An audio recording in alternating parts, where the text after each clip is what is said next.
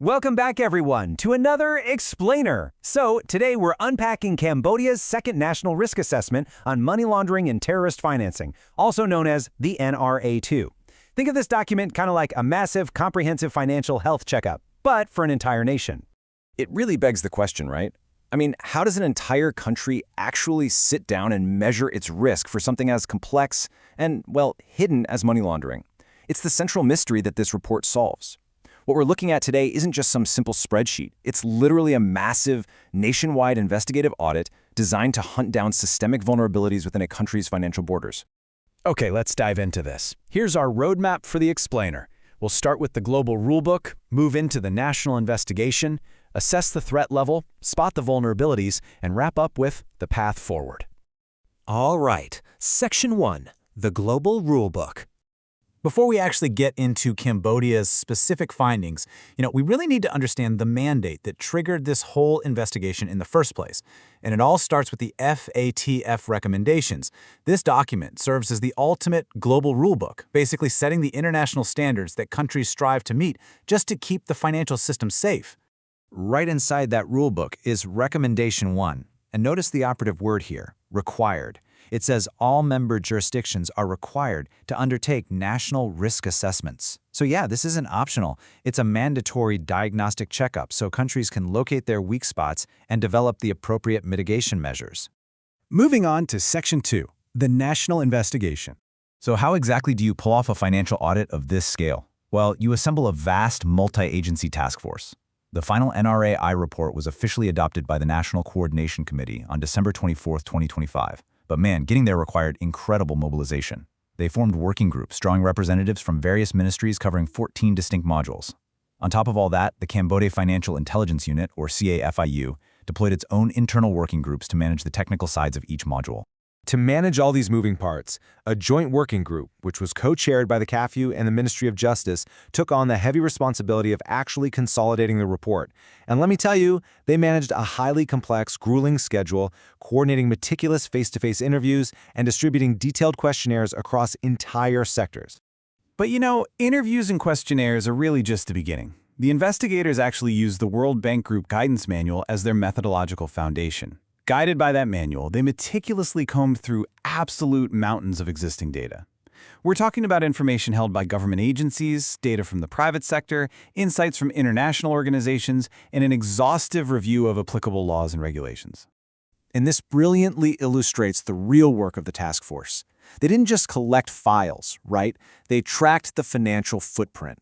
They synthesized raw legal frameworks and these massive financial databases, essentially transforming static data into actionable intelligence about exactly where illicit money might be flowing. All right, Section 3, assessing the threat level. This is kind of the climax of the investigation. It's where all that data finally yields concrete results. The foundational equation the task force used is actually incredibly logical. To find the overall money laundering risk, they just add two components together. First, the national threat, tracked as Module 1 or M1, which is basically the external pressures. Second, the national vulnerability, tracked as Module 2 or M2, which is the internal weaknesses. So threat plus vulnerability equals overall risk. Let's look at the first half of that equation impartially, straight from the source report. After all their analysis, the investigators officially calculated the national threat, M1, as being at a medium threat level. So the external pressures facing the country's financial system are officially categorized right in the middle of the spectrum. Which brings us to Section 4, spotting the vulnerabilities. If the threat is the pressure from the outside, the vulnerability assessment is like a structural engineering test to see where defenses are exposed on the inside. To figure out the national vulnerability, or M2, the report does this really brilliant balancing act. They looked at the overall sector vulnerabilities, basically how inherently risky the different financial sectors are, and rated that as medium. But then they weighed that against the nation's overall combating ability, how well equipped they are to fight back, which actually scored higher, at medium-high.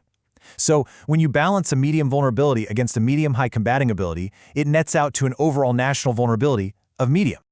Just to give you a real idea of where they looked, let's zoom in on Module 6, Other Financial Institutions. And we aren't just talking about giant commercial banks here. The investigators flagged non-traditional sectors, microfinance, leasing, rural credit, payment services, and yes, even pawn shops. It turns out Everyday financial touchpoints require just as much distinct oversight as Wall Street. Finally, Section 5, the path forward. So the crucial point is, we've seen the global mandate and the two halves of our equation. Now it's time to deliver the ultimate verdict of this years-long audit. We take that medium threat level, M1, and combine it with a medium vulnerability level, M2. Put them together, and the finalized overall money laundering risk in Cambodia is officially assessed as medium.